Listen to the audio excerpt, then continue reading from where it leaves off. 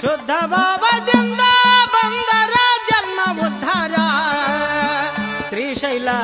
ಮಲ್ಲಯ್ಯ ಸಾಕ್ಷಾತ್ ಶಿವನ ಅವತಾರ ಶ್ರೀಶೈಲ ಮಲ್ಲಯ್ಯ ಸಾಕ್ಷಾತ್ ಶಿವನ